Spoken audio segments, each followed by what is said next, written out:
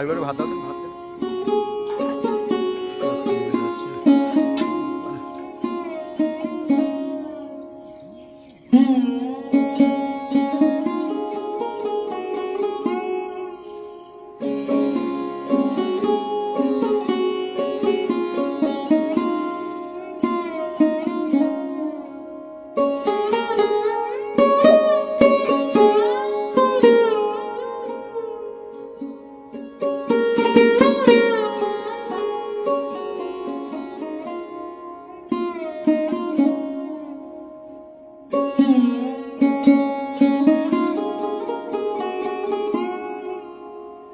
টানা এক সপ্তাহ বৃষ্টির পরে আজকে মনে হচ্ছে একটুখানি সূর্যি মামার দেখা পাওয়া গিয়েছে। আজকে মনে হচ্ছে রোদ হলেও হতে পারে, কিন্তু আকাশের অবস্থা যে খুব একটা ভালো তা কিন্তু বলবো না। কখন যে হঠাৎ করে ঝমঝমিয়ে বৃষ্টি চলে আসে বলার মতো নেই। গত দুদিন ধরে জামা কাপড় কিছুতেই শুকাতে পারছি না, এত পরিমাণ বৃষ্টি আর এত পরিমাণ আবহাওয়া, একদম পুরো কি বলবো স্যাঁতসেঁতে আর হচ্ছে এই জলবায়ুপূর্ণ। তো ওই জন্য জামা কাপড়ের জল একেবারেই শুকনো হচ্ছে না। মানে কি বলতো, সারা রাত ফ্যানের নিচে দিয়েও জামা কাপড় শুকনো করতে পারছি না। তো সে যাই হোক, আজকের একটা নতুন দিনের নতুন সকাল নিয়ে চলে আসলাম, একটা নতুন দিনের কর্মব্যস্ততা নিয়ে। তো হ্যালো বন্ধুরা, welcome back to my channel, welcome to new blog. সুন্দরবনের ছোট্ট একটি গ্রাম থেকে আমি সাথী নতুন ভিডিওতে তোমাদের সকলকে অনেক ওয়েলকাম আর অনেক ভালোবাসা জানিয়ে আজকের ভিডিওটা সকাল থেকে শুরু করেছি। তো দেখো, গত দিনের জামা কাপড় না একেবারেই স্যাঁতসেঁতে হয়ে আছে। শুকনো শুকনো ভাব হলেও মানে ওই যে স্যাঁতসেঁতে বা ভেজা ভাবটা যায়নি। দেখলাম যে সূর্য মহাশয় একটুখানি মেঘের ফাঁক থেকে আড়াল দিয়েছে, মানে মেঘের আড়াল থেকে দেখা দিয়েছে। তো ওই জন্য জামা কাপড়গুলো ঘুম থেকে উঠেই না আগে বের করে দিলাম। আর আগের দিনের জামা কাপড়টা, মানে আগের দিনের নাইটিটা আমার ধোয়াই হয়নি, মানে বুঝতে পারছো যে টানানোর জায়গা নেই বলে আমার ধোয়া হয়নি, ওইভাবে বালতির মধ্যে রাখা ছিল। তো সেই নাইটিটা দেখো ধুয়ে নিলাম। আর রৌদ্র যেহেতু বেরিয়েছে, এখানে একদম টানিয়ে দেবো। এই টানা রৌদ্র, সকালবেলার রৌদ্রটা মানে একদম প্রচণ্ড তীক্ষ্ণ আর জোরালো, শুকনোও হয়ে যাবে। তো সে যাই হোক, দেখো এবার চলে আসলাম। আর ঘুম থেকে উঠেই দেখছি শাশুড়ি মাকে দেখতে পাচ্ছি না, হয়তো কোনো কাজে গিয়েছে। আর ঘুম থেকে উঠেছি ওই 6টার দিকে। তো সে যাই হোক, দেখো ঝটপট করে রান্নাঘরের চারিদিকে বাসন ছড়িয়ে ছিটিয়ে পড়ে আছে। তো রান্নাঘরের বাসনগুলো আগে গুছিয়ে নেব। আর এমনিতেও তোমাদের তো বারবারই বলি, বর্ষার দিনে আমাদের গ্রাম্য জীবনযাপন খুবই করুণ অবস্থা হয়, খুবই অসহায় হয়ে পড়ি, এরকম একটা ব্যাপার। চারিদিকে যেন কাদা, জল, বৃষ্টি, মানে কি বলবো বলো তো, একটা অস্বস্তিকর পরিবেশ, যে পরিবেশের সাথে না মানিয়ে নিতে একটুখানি সময় লাগবে। একদম স্যাঁতসেঁতে ব্যাপার একদম থাকে। মানে চারিদিকে দেখতেই পাচ্ছ, এমনিতেও মাটির বাড়ি হলে খুব সমস্যা এই বর্ষার দিনে। ওই যে দেখো এলবেস্টারের জলগুলো না নিচে যেখানে যেখানে পড়ে একদম পুরো গর্ত হয়ে মাটিগুলো সব উঠে যায়। আবার বর্ষার শেষে ওইগুলো কিন্তু লেপা মোছা করে পরিষ্কার করতে হয়, আবার কিছুদিন পরে আবার বৃষ্টি, এরকম হতেই থাকে। তো আমি দেখো এগুলো বের করছিলাম আর দেখলাম ওই যে শাশুড়ি মা চলেও আসলো। পুকুর পাড়ে বাসনের ঝাঁপটা রেখে দিয়ে চলে আসলাম ঘরে। ঘরটা ঝাঁটপাট দিয়ে পরিষ্কার করে নেবো। আর ঘরে এই যে ঝুলও হয়েছে, মানে কি বলতো, ফাঁদ হয়েছে। মাকড়সা যে ফাঁদ করে না, প্রচুর ফাঁদ করে। প্রত্যেক দিন ফাঁদ পরিষ্কার করলেও মানে ঘুম থেকে উঠেই তবুও সেটা দেখতে হবে, এরকম একটা ব্যাপার আর কি। তো কি করব, দেখো এই যে ঝাড়ু দিয়ে যতটা সামনেটা পরিষ্কার পরিচ্ছন্ন করে রাখা যায়।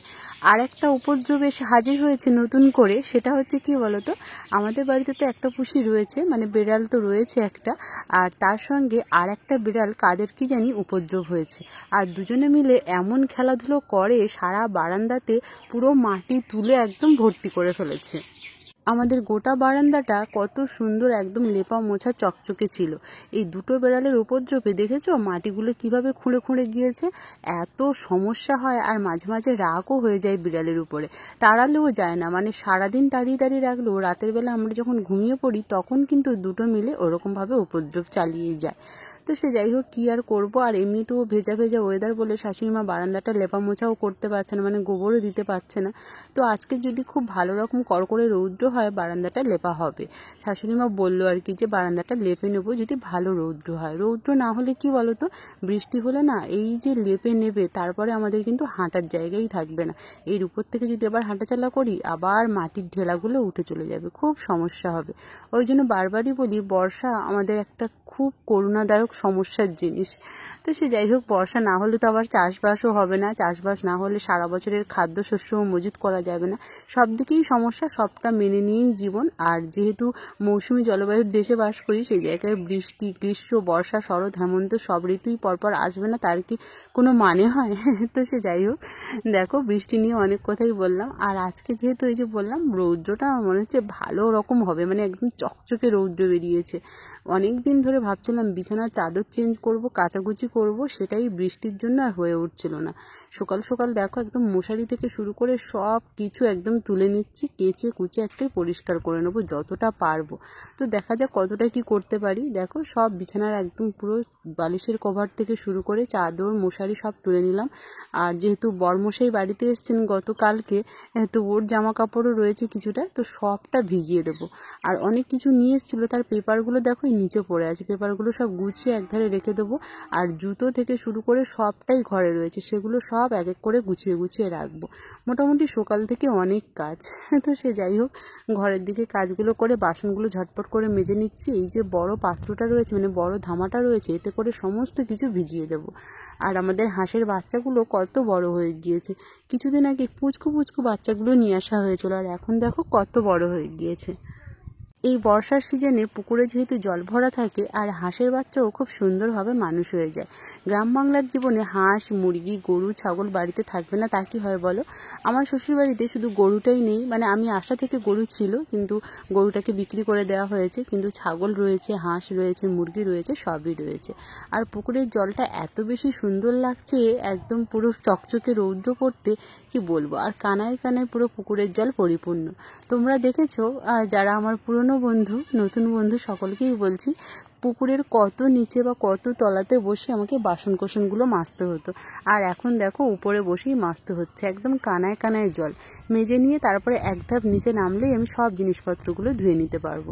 তো দেখো এত সুন্দর চকচকে রৌদ্রে বসে না এই যে বাসনগুলো মাজছি, বেশ ভালো লাগছে। এতদিনের টানা বৃষ্টিতে না কি বলবো, প্রচণ্ড একটা অস্বস্তি ব্যাপার ছিল, আর আজকের রৌদ্রতে মনে হচ্ছে একটু একটু শুকনো হবে। আর তারপরেই বাসন টাসন মেজে পরানো ছিল, পরিয়ে উঠেই আমার শরীরটা ভীষণ খারাপ হয়ে পড়েছিল। এটা আমি তোমাদের সাথে বিকেলবেলার ভিডিও শেয়ার করছি। বিকেলবেলা যত জামা কাপড় ছিল সব তোমাদেরকে দেখিয়ে দিলাম। তোমাদের দাদাভাই সব কেচে কুচে এই যে রৌদ্রে দিয়েছে। শুভ বিকেল বন্ধুরা, তোমাদের সামনে আসলাম একটু কিছু কথা বলতে। তো চলে এসেছি আমাদের মানে পুকুর পাড়ের এই পাড়টায়, তো ভাবলাম একটুখানি বসে বসে তোমাদের সাথে একটু কথা বলি। তো কথা বলতে কি বলো তো, আজকে তো তোমরা দেখলে হ্যাঁ প্রথম থেকে ব্লগটা, আর তোমরা বুঝতেই পেরেছো যে হচ্ছে তারপর থেকে তোমাদের সাথে কেন ভিডিও শেয়ার করতে পারিনি।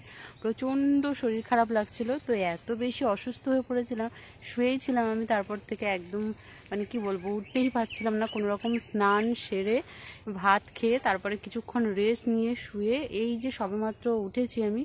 তো এখন একটুখানি মাইন্ডটা ফ্রেশ লাগছে, তো ভাবলাম তোমাদের তো ভিডিও না দিলেও মানে কি বলো তো হয় না, যে শারীরিক পরিস্থিতি বা যাই হয়ে যাক না কেন, এই প্ল্যাটফর্মে কাজ করলে কি বলো তো, একদিন অবসর নিলেই না বা একদিন ভিডিও না দিলে চ্যানেলের রিচ পুরো ডাউন হয়ে যায়, খুব সমস্যা হয়। এত কষ্ট, এত পরিশ্রমের ফল যখন একদম মানে কি বলবো নষ্ট হয়ে যায় চোখের সামনে দেখি না, তখন ভীষণ খারাপ লাগে। চোখ মুখ একটুখানি বিধ্বস্ত হয়ে আছে, কি করব।